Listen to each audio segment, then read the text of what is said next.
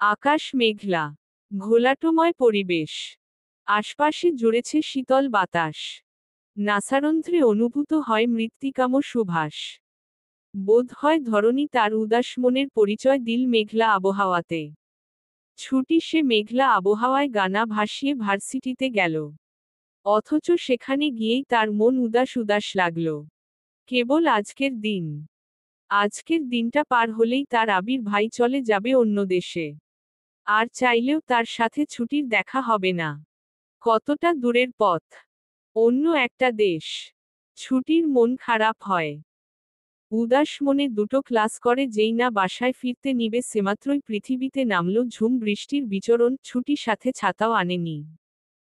আচমকা এমন ঝুম বৃষ্টি যে হবে তা বোধ হয় আশাতেও রাখেনি সে। তাই তো ছাতা আনেনি। কিন্তু তবুও আজ বৃষ্টিতে ভিজতে খারাপ লাগছে না তার। বৃষ্টির পানি যখন শরীর ছাপিয়ে ভিজিয়ে দিল পুরোটা শরীর, তখনই প্রথম ছুটি কেঁদে দিল। ভাবল, এত অবসন্নতা, এত দুঃখ, এত কষ্ট কার জন্য? কার জন্য আজ এত উদাসীনতা? মানুষটাই তো তার নয়। তাকে ব্যবহার করল কি নিখুঁতভাবে। তার অনুভূতির সুযোগ নিল। কথাগুলো মাথায় ঘুরতেই ছুটির রাগ হয়। চোখ লাল হয়ে ওঠে। আর নোনতা পানিগুলো বয়ে যায় বৃষ্টির পানির সঙ্গে। ছুটি দীর্ঘশ্বাস টেনে অনেকটা সময় বৃষ্টিতে ভিজে। পরমুহূর্তেই রিকশা নিয়ে উঠে পড়ে বাসায় যাওয়ার উদ্দেশ্যে। কিন্তু যেমাত্রই সে বিল্ডিংয়ের সামনে রিকশা নিয়ে নামল সেমাত্রই দেখা গেল রাস্তার ধারে একটা গাড়ি। আর গাড়িটা থেকেই ছাতা নিয়ে নেমে আসতে দেখা গেল আবিরকে। Dress up formal. উপরে ব্লেইজার। সুন্দর দেখাচ্ছে আবিরকে। ছুটি অন্য সময় হলে ড্যাব ড্যাব করর তাকিয়ে থাকতো, কিন্তু আজ ভ্রু কুঁচকায়। আবিরকে এগিয়ে আসতে দেখে ভাড়াটা মিটিয়েই চলে যাওয়ার সিদ্ধান্ত নিতে চায়। কিন্তু চলে যাওয়ার আগেই আবির সামনে এল। ঘড়ি দেখিয়ে বলল, দীর্ঘ 2 ঘন্টা যাবত এখানে অপেক্ষা করছি। কোথায় ছিল এই বৃষ্টিতে হুহো? আর এইভাবে ভিজে এসেছিসই বা কোন আক্কেলে? ভালো দেখাচ্ছে এভাবে তোকে? কথাটা বলার সাথে সাথেই ছুটি নিজের দিকে তাকায়। এতক্ষণে বুঝে উঠতে পারে যে তার জামা শরীরের সাথে ভিজে লেপ্টে আছে। দেখতে নিশ্চয় বিশ্রী দেখাচ্ছে এই দৃশ্য। ছুটি মুহূর্তেই আশপাশে তাকিয়ে দেখল কোন ছেলে আছে কিনা। পরমুহূর্তে আবিরের রাগান্বিত দৃষ্টি দেখে ওড়নাটা ঠিক করে সারা শরীর আবৃত করার চেষ্টা চালাতে চালাতে বলে, আমার জন্য তো আপনার 2 ঘন্টা অপেক্ষা করার কথা নয় আবির ভাই, যদিও 2 ঘন্টার অপেক্ষার কারণটা আমি জানি। অনেক দিনের জন্য চলে যাচ্ছেন, মনের মানুষকে না দেখে গেলে কিভাবে হয় বলুন? আবির কথাগুলো পাত্তা দিল না। বরং ছটি ওড়না ঠিক করা দেখে বিরক্ত হয় যেন। এক হাতে ছাতাটা ধরে অন্য হাতে নিজের পরনে থাকা ব্লেজারটা খোলার চেষ্টা করে। পরপরই খুলে ছুটিকে দিকে এগিয়ে বলে ওঠে, গর্দভ! কাজ করার আগে না ভেবে এখন আমার সামনে ভাবাভাবি দেখাচ্ছিস? ছুটি সরু শ্বাস টানে। ব্লেজারটা হাত বাড়িয়ে নেওয়ার আগেই আবির ছাতাটা কাঁধে আটকিয়ে 2 হাতে টানিয়ে দিল তার গায়ে। বলল, এত বছর আমার জন্য পাগলামো দেখিয়েছিস। ভালোবাসা দেখিয়েছিস, অথচ আমি চলে যাব শুনে তোর একটু পাগলামো নেই। একটুও কষ্ট নেই। বরং নেচে নেচে ভার্সিটি মনের আনন্দে বৃষ্টিতে ভিজে আসছিস। ছুটি সবটাই শুনল। পরমুহূর্তেই হেসে বলল, আপনার ব্লেজারটা ভিজে গেল তো পরে ফেরত কি করে দিব? আপনি তো চলে যাচ্ছেন আজ। আবির ভ্রু উঁচু করে বলে, এমন ভাবে বলছিস যেন আর দেখা হবে না? ছুটি ক্লান্ত চাহনিতে তাকায়। হেসে বলে, নাও হতে পারে। আর হলে তো ভালোই। ফেরত দিয়ে দিব তাহলে। আবিরের এই মুহূর্তে কপালে ভাঁজ পড়ে। মেয়েটা কেমন করে যেন কথা বলে এই কয়েকদিন। কেন যেন মনে হয় মেয়েটা তাকে ইগনোর করতে চাইছে।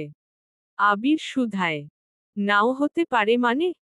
তোর কথাগুলো কেমন জানি শোনায় এখন। তোকেও কয়েকদিন বুঝে উঠছি না আমি। এমন কেন হচ্ছে? ছুটি হেসে জানায়, জানি না তো। আবির এবারে কঠিন স্বরেই বলে ওঠে, আমায় ঠকানোর কথা ভুলেও ভাববি না ছুটি। ভুলেও না। খুব খারাপ হবে তাহলে। ছুটি তাচ্ছিল্য করে জানায়। আপনাকে ঠকলে আমি ঠকব আবির ভাই, তবুও ভুলেও আপনাকে ঠকতে দিব না। আমার কেন মনে হচ্ছে তুই আর ভালোবাসিস না আমায়? আগের মতো চেয়ে থাকিস না কেন?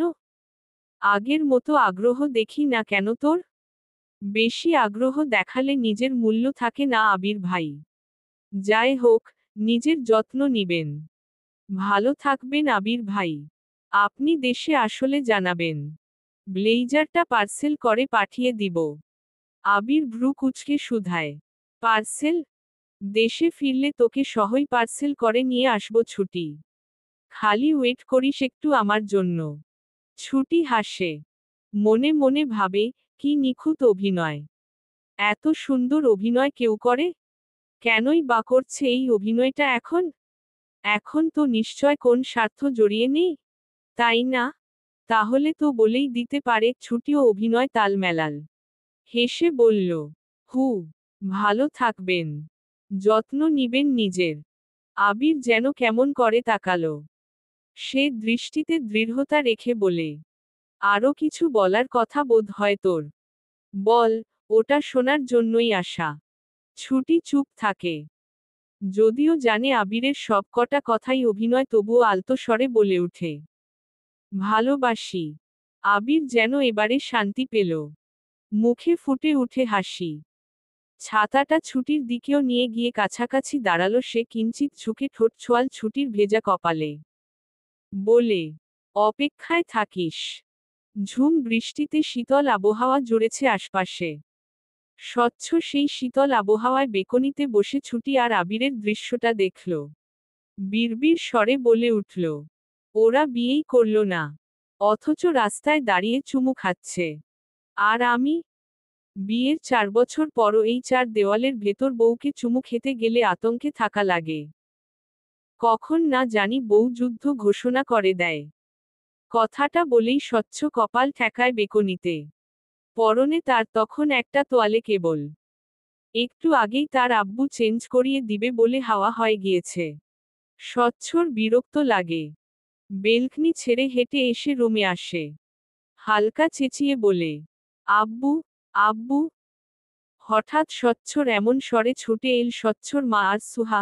স্বচ্ছকে এমন চেঁচাতে দেখে ওর মা বলে উঠল, তোর আব্বা মাত্র বাইরে গেল, ষাঁড়ের মতো চেঁচাচ্ছিস কেন বাপ? স্বচ্ছর মায়ের মুখে স্বচ্ছর সম্বন্ধে এমন সম্বোধন সুহার হাসি পায় পেট ফেটে। তবুও হাসি চেপে রাখে। স্বচ্ছ কোনোরকমে বাবার উপর রাগ দেখিয়ে বলে, তোমার বরের উপর রাগ হচ্ছে আম্মু।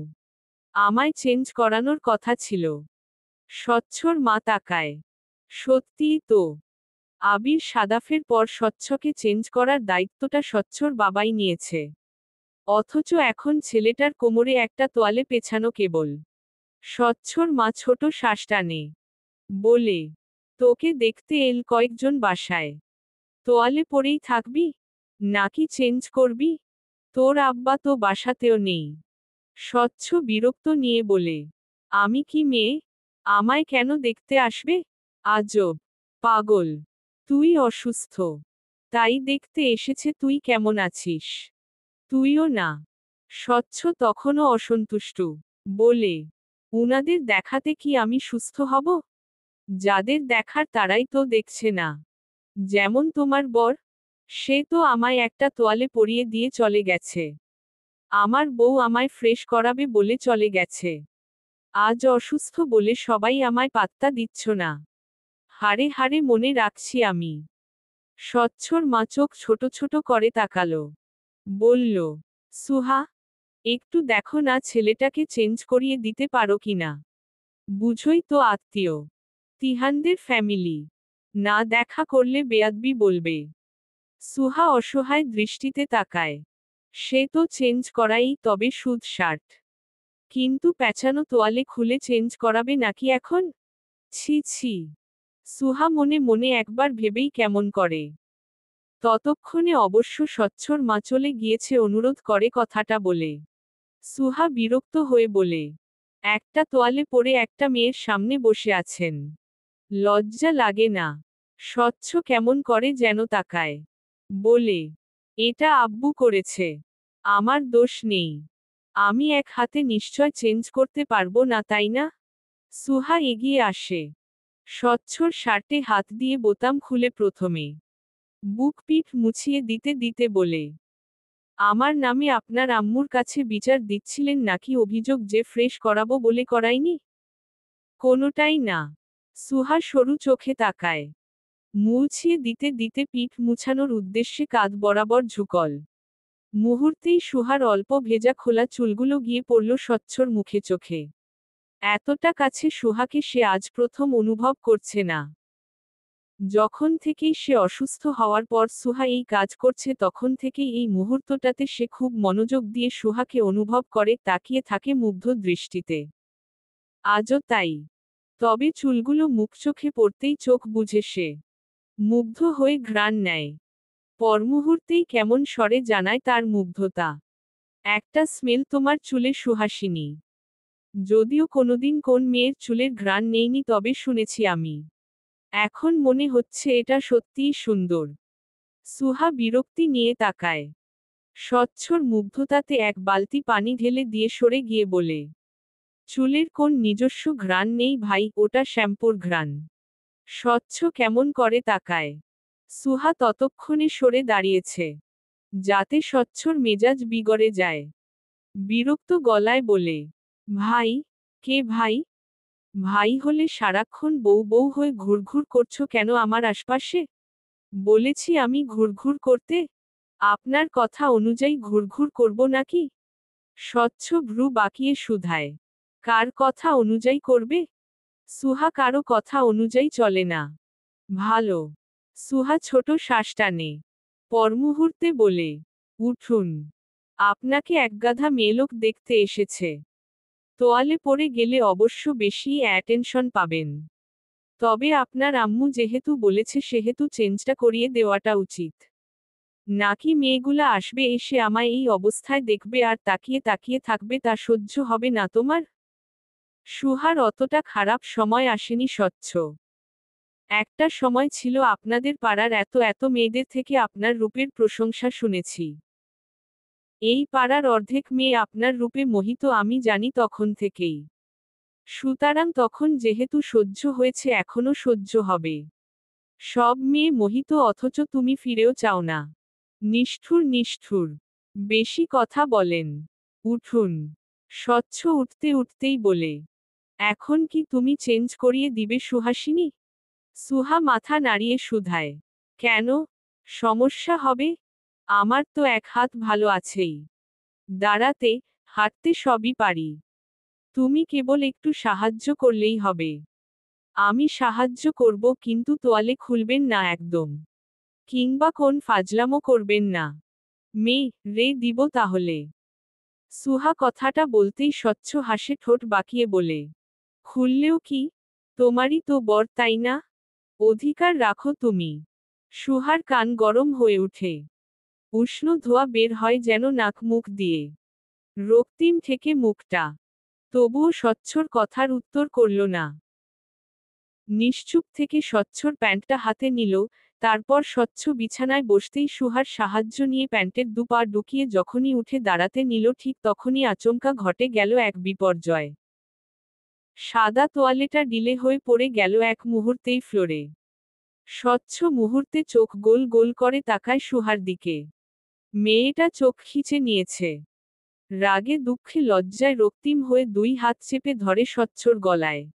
দাঁতে দাঁত চেপে বলে উঠে, বলেছিলাম না তোয়ালে যেন না পড়ে। বেয়াদব, নির্লজ্জ লোক আপনি। কি করেছেন হুহো? স্বচ্ছ প্রথম দফায় কিঞ্চিত ভ্যাবাচ্যাকা খেলেও এই মুহূর্তে সুহার রক্তিম চোখ বুঝে রাখা মুখটা দেখে হাসি পায়। এভাবে চোখ খিচে রেখে কে রাগ দেখায় হু? তার বউই দেখাতে পারে। স্বচ্ছ হাসি চেপে ফের খোঁচাতে বলে উঠে, দেখে নিয়েছ? সত্যিই দেখে নিয়েছ সুহাসিনী? সুহা আরেকটু জোরে চেপে ধরে স্বচ্ছর গলাটা।